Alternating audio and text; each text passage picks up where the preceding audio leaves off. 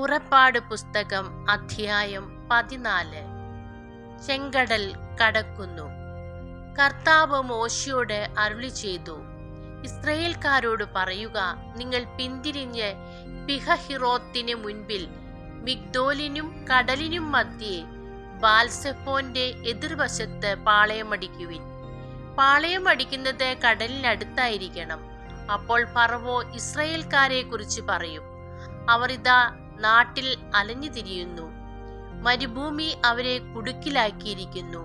ഇസ്രായേൽക്കാരെ അനുധാവനം ചെയ്യത്തക്ക വിധം ഫറവോയെ ഞാൻ കഠിനചിത്തനാക്കും. ഫറവോയുടെയും അവന്റെ സൈന്യങ്ങളുടെയും മേൽ ഞാൻ മഹത്വം വരിക്കും. ഞാനാണ് കർത്താവ് എന്ന് അപ്പോൾ ഈജിപ്തുകാർ മനസ്സിലാക്കും. കർത്താവ് പറഞ്ഞതുപോലെ ഇസ്രായേൽക്കാർ പ്രവർത്തിച്ചു. ഇസ്രായേൽക്കാർ പോയ വിവരം ഈജിപ്ത് രാജാവ് അറിഞ്ഞപ്പോൾ അവനും സേവകർക്കും അവരോടുണ്ടായിരുന്ന മനോഭാവം മാറി. അവർ പറഞ്ഞു, നാം എന്താണ് ഈ ചെയ്തത്? നമ്മുടെ അടിമകളായ ഇസ്രായേൽക്കാരെ വിട്ടയച്ചിരിക്കുന്നു. ഫറവോ തന്റെ രഥമൊരുക്കി സൈന്യങ്ങളെ സജ്ജമാക്കി. ഏറ്റവും മികച്ച 600 രഥങ്ങളും ഈജിപ്തിലെ മറ്റെല്ലാ രഥങ്ങളും അവയുടെ നായകന്മാരെയും അവൻ കൂടെ കൊണ്ടുപോയി.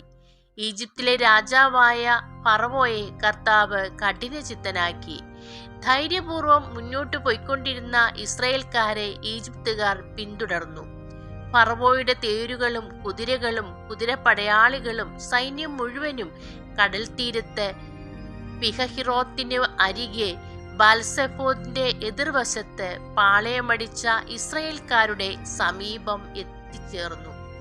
ഫറവോ സമീപിച്ചു കൊണ്ടിരുന്നപ്പോൾ ഇസ്രായേൽ ജനം കണ്ണുകൾ ഉയർത്തി നോക്കി. തങ്ങളെ പിന്തുടരുന്ന ഈജിപ്തുകാരെ അവർ കണ്ടു. ഭയവിഹുലനായ ഇസ്രായേൽക്കാർ കർത്താവിനെ വിളിച്ച് പ്രാർത്ഥിച്ചു. അവർ മോശയോട് ചോദിച്ചു, ഈജിപ്തിൽ ശവക്കുഴികളില്ലാഞ്ഞിട്ടാണോ നീ ഞങ്ങളെ മരുഭൂമിയിൽ കിടന്ന് മരിക്കാൻ കൂട്ടിക്കൊണ്ടു വന്നിരിക്കുന്നത്? നീ എന്താണ് ഞങ്ങളോട് ചെയ്തിരിക്കുന്നത്? ഈജിപ്തിൽ നിന്ന് എന്തിനാണ് ഞങ്ങളെ പുറത്തു കൊണ്ടുവന്നത്? ഞങ്ങളെ തനിയെ വിട്ടേക്കൂ, ഞങ്ങൾ ഈജിപ്തുകാർക്ക് വേല ചെയ്ത് കഴിഞ്ഞുകൊള്ളാം എന്ന് ഈജിപ്തിൽ വെച്ച് ഞങ്ങൾ നിന്നോട് പറഞ്ഞതല്ലേ? ഈജിപ്തുകാർക്ക് അടിമവേല ചെയ്യുകയായിരുന്നു മരുഭൂമിയിൽ കിടന്ന് മരിക്കുന്നതിനേക്കാൾ മെച്ചം. മോശ ജനത്തോട് പറഞ്ഞു, നിങ്ങൾ ഭയപ്പെടാതെ ഉറച്ചു നിൽക്കുവിൻ. നിങ്ങൾക്ക് വേണ്ടി ഇന്ന് കർത്താവ് ചെയ്യാൻ പോകുന്ന രക്ഷാകൃത്യം നിങ്ങൾ കാണും. ഇന്ന് കണ്ട ഈജിപ്തുകാരെ ഇനിമേൽ നിങ്ങൾ കാണുകയില്ല. കർത്താവ് നിങ്ങൾക്ക് വേണ്ടി യുദ്ധം ചെയ്തുകൊള്ളും. നിങ്ങൾ ശാന്തരായിരുന്നാൽ മതി. കർത്താവ് മോശയോട് പറഞ്ഞു, നീ എന്തിനെന്നെ വിളിച്ചു കരയുന്നു? മുൻപോട്ട് പോകാൻ ഇസ്രായേൽക്കാരോട് പറയുക. നിന്റെ വടി കയ്യിലെടുത്ത് കടലിനു മീതെ നീട്ടി അതിനെ വിഭജിക്കുക. ഇസ്രായേൽക്കാർ കടലിന് നടുവേ വരണ്ട നിലത്തിലൂടെ കടന്നു പോകട്ടെ. ഞാൻ ഈജിപ്തുകാരെ കഠിനചിത്തരാക്കും. അവർ നിങ്ങളെ പിന്തുടരും. ഞാൻ ഫറവോയുടെയും അവന്റെ സൈന്യങ്ങളുടെയും തേരുകളുടെയും കുതിരപ്പടയാളികളുടെയും മേൽ മഹത്വം നേടും. ഫറവോയുടെയും അവന്റെ രഥങ്ങളുടെയും അശ്വസേനയുടെയും മേൽ ഞാൻ മഹത്വം വരിക്കുമ്പോൾ ഞാനാണ് കർത്താവെന്ന് ഈജിപ്തുകാർ മനസ്സിലാക്കും.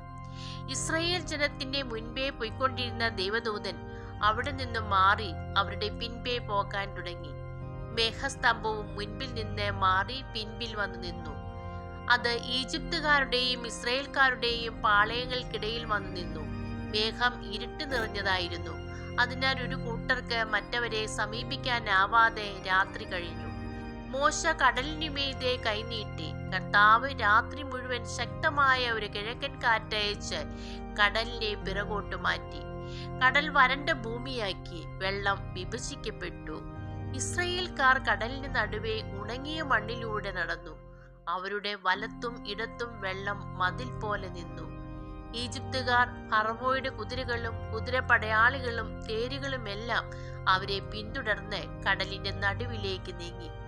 രാത്രിയുടെ അന്ത്യയാമത്തിൽ കർത്താവ് അഗ്നിയുടെയും മേഘത്തിന്റെയും സ്തംഭത്തിൽ നിന്ന് ഈജിപ്തുകാരുടെ സൈന്യത്തെ നോക്കി അവരെ പരിഭ്രാന്തരാക്കി. അവിടുന്ന് രഥചക്രങ്ങൾ തടസ്സപ്പെടുത്തി. തന്മൂലം ഗതി ദുഷ്കരമായി. അപ്പോൾ ഈജിപ്തുകാർ പറഞ്ഞു, ഇസ്രായേൽക്കാരിൽ നിന്ന് നമുക്ക് ഓടി രക്ഷപ്പെടാം. കർത്താവ് അവർക്ക് വേണ്ടി ഈജിപ്തിനെതിരെ യുദ്ധം ചെയ്യുന്നു. അപ്പോൾ കർത്താവ് മോശയോട് പറഞ്ഞു, നിന്റെ കരം കടലിനു മീതെ നീട്ടുക. വെള്ളം മടങ്ങി വന്ന് ഈജിപ്തുകാരെയും അവരുടെ തേരുകളെയും കുതിരപ്പടയാളികളെയും മൂടട്ടെ. മോശ കടലിനു മീതെ കൈനീട്ടി. പ്രഭാതമായപ്പോഴേക്ക് കടൽ പൂർവസ്ഥിതിയിലായി. ഈജിപ്തുകാർ പിന്തിരിഞ്ഞോടിയത് അതിനു മധ്യത്തിലേക്കാണ്. അങ്ങനെ കർത്താവ് ഈജിപ്തുകാരെ നടുക്കടലിൽ ആഴ്ത്തി. ഇസ്രയേൽക്കാരെ പിന്തുടർന്ന് കടലിലിറങ്ങിയ തേരുകളെയും കുതിരപ്പടയാളികളെയും ഫറവോയുടെ സൈന്യം മുഴുവനെയും കടൽ വെള്ളം മൂടിക്കളഞ്ഞു. അവരിൽ ആരും അവശേഷിച്ചില്ല. എന്നാൽ ഇസ്രയേൽക്കാർ കടലിന് നടുവേ വരണ്ട ഭൂമിയിലൂടെ നടന്നുപോയി. അവരുടെ വലത്തും ഇടത്തും വെള്ളം മതിൽ പോലെ നിലകൊണ്ടു. അങ്ങനെ ആ ദിവസം കർത്താവ് ഇസ്രയേൽക്കാരെ ഈജിപ്തുകാരിൽ നിന്ന് രക്ഷിച്ചു. ഈജിപ്തുകാർ കടൽ തീരത്ത് മരിച്ചു കിടക്കുന്നത് ഇസ്രയേൽക്കാർ കണ്ടു. കർത്താവ് ഈജിപ്തുകാർക്കെതിരെ ഉയർത്തിയ ശക്തമായ കരം ഇസ്രയേൽക്കാർ കണ്ടു. ജനം കർത്താവിനെ ഭയപ്പെട്ടു. കർത്താവിനെയും അവിടുത്തെ ദാസനായ മോശയെയും വിശ്വസിക്കുകയും ചെയ്തു. ദൈവമേ, സ്തുതി അങ്ങേക്ക് യോഗ്യമാകുന്നു.